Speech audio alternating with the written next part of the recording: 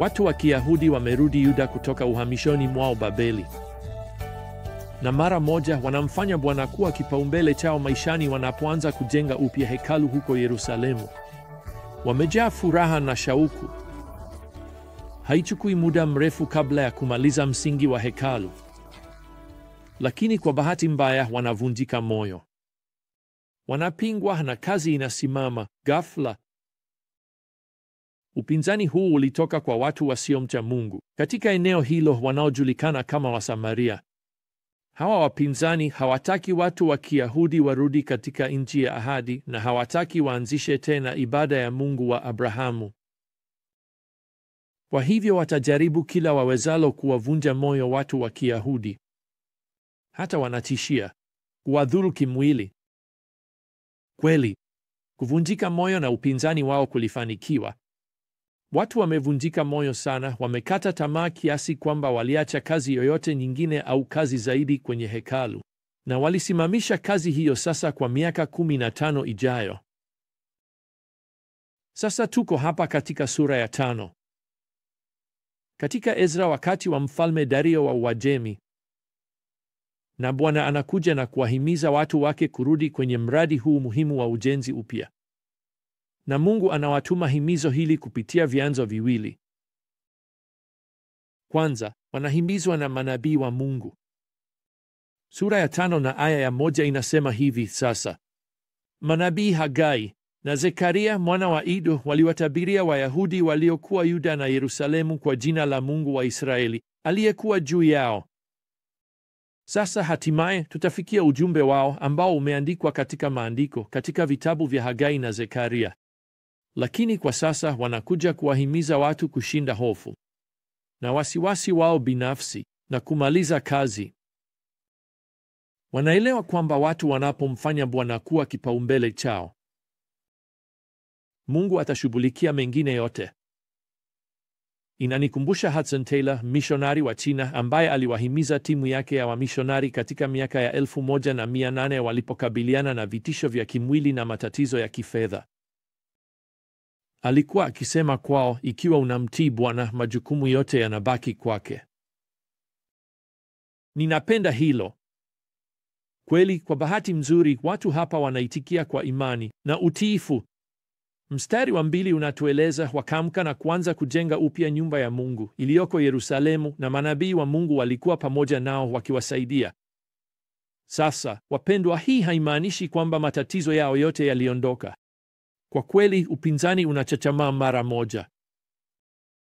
Tadonai, gavana wa Kiajemi anayehusika na eneo hili, anakuja na kuwauliza, unajua ni nani aliyewapa mamlaka ya kujenga hekalu hili? Anataka hata kujua majina ya viongozi wanaohusika. Sasa hii si chochote zaidi ya tishio, lakini wakati huu watu hawakomeshi kazi. Himizo endelevu kutoka kwa manabii wa Mungu Hagai na Zekaria ndicho wanachohitaji ili kuendelea vizuri. Sasa kuna chanzo cha pili cha himizo, na hicho kwa kweli kinatoka kwa utaratibu wa Mungu. Neno utaratibu linarejelea jinsi Mungu anavyosogeza watu na matukio kutimiza makusudi yake ya mwisho.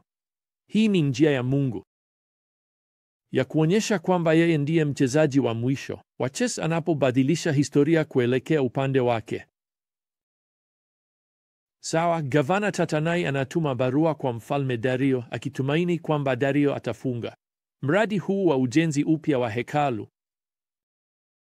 Lakini Mungu atatumia barua hii kwa utaratibu wake ili kufaidisha watu wake. Sasa barua hii kutoka kwa Tatanai ni ya ujanja. Anajaribu kumshawishi Dario kwamba watu wa Kiyahudi ni waasi, hawana nia njema. Kwa hivyo ananukuu viongozi wa Kiyahudi katika barua hii kwa Dario. Kwa maneno mengine, anasema, Mfalme Dario, unahitaji kujua kwamba haya ndiyo watu hawa wanasema. Mstari wa 11 wanasema, sisi ni watumishi wa Mungu wa mbinguni na dunia, na tunajenga upya nyumba iliyojengwa miaka mingi iliyopita. Lakini kwa sababu baba zetu walimkasirisha Mungu wa mbinguni, aliwapa mikononi mwa Nebukadneza, mfalme wa Babeli Mkaldayo, ambaye aliharibu nyumba hii. Hata hivyo, Katika mwaka wa kwanza wa Koreshi mfalme wa Babeli, Koreshi mfalme alitoa amri kwamba nyumba hii ya Mungu ijengwe upya. Sasa gavana Tadonai anatumaini kwamba Dario atahisi usaliti. Katika maneno yao, tazama, waliwataja wao wenyewe, anaandika, kama watumishi wa Mungu wa mbinguni, sio Mfalme Dario.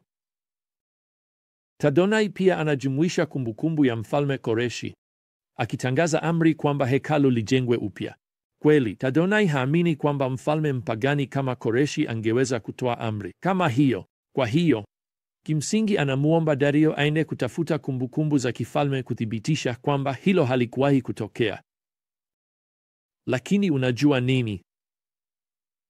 Hapa katika sura ya 6, Dario anaamuru utafutaji huu na wanapata tangazo la mfalme Koreshi. Na kwa hili Mungu atabadilisha kila kitu katika mawazo ya Dario.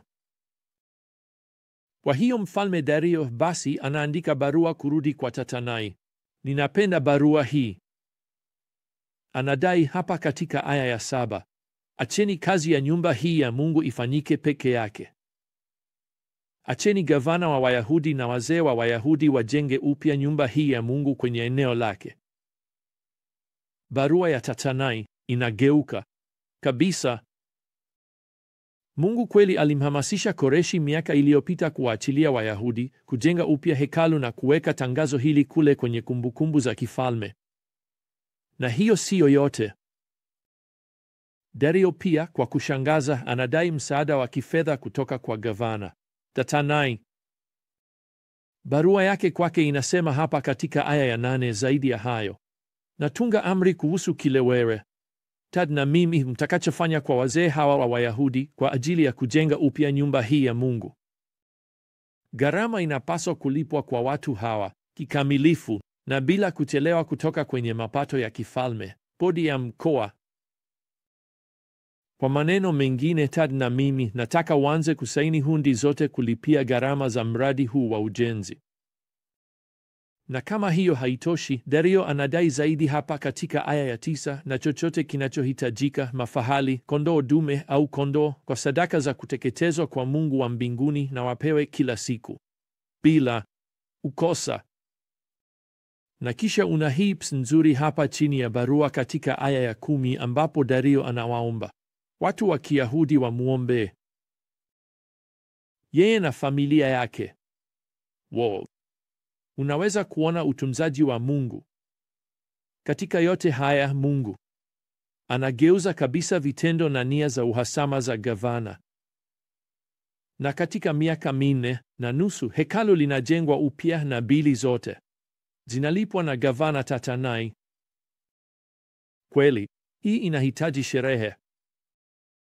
Hekalu linatolewa kwa sadaka mbalimbali.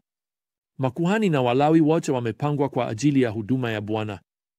Na aya ya 18 hapa inasisitiza kwamba kila kitu kilikamilishwa kulingana na kile kilichoandikwa katika kitabu cha Musa. Mwezi mmoja baadaye, watu wanasherehekea Pasaka hapa katika aya ya 19. Na pamoja nayo, aya ya 22, wanasherehekea sikukuu ya mikate isiyotiwa chachu ya siku 7. Kwa kweli, ni vigumu kufikiria msimu huu wa furaha ambao sasa unasherehekewa huko Yerusalemu. Kwa hakika, sura ya 6 inamalizika na mada hii ya furaha hapa katika aya ya 22. Bwana alikuwa amewafurahisha na alikuwa amebadilisha moyo wa mfalme ili awasaidie katika kazi ya nyumba ya Mungu, Mungu wa Israeli. Mungu alikuwa ametuma vyanzo viwili vya faraja kwa watu, manabii wa Mungu. Na mpango wa Mungu. Wapendwa, nataka mzingatie hilo leo. Hizi ndizo faraja zile zile ambazo wewe na mimi tunazo siku hii ya leo. Wakati unapoingia katika hali ya kukata tamaa na inabisha mlangoni mwako, unapokutana na maadui wa Injili wanaotaka kukuzuia kuishi kwa ajili ya Mungu, unapopata upinzani, neno la kukatisha tamaa, unahitaji kuwasikiliza manabii.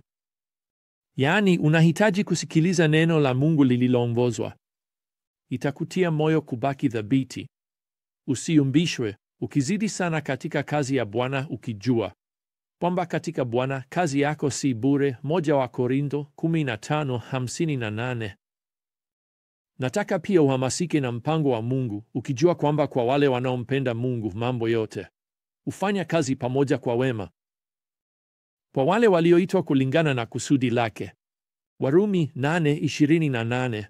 Sasa hiyo haimaanishi kwamba maisha yanakuwa rahisi moja kwa moja. Yanaweza kuwa magumu zaidi, lakini inatukumbusha kwamba usalama wetu wa mwisho uko kwa Bwana ambaye anapanga mambo yote pamoja kulingana na makusudi yake kwa ajili ya maisha yako na kwa ajili ya yangu. Basi hadi wakati mwingine, wapendwa, neema ya Bwana Yesu Kristo na upendo wa Mungu na ushirika wa Roho Mtakatifu uwe nanyi nyote. Amina.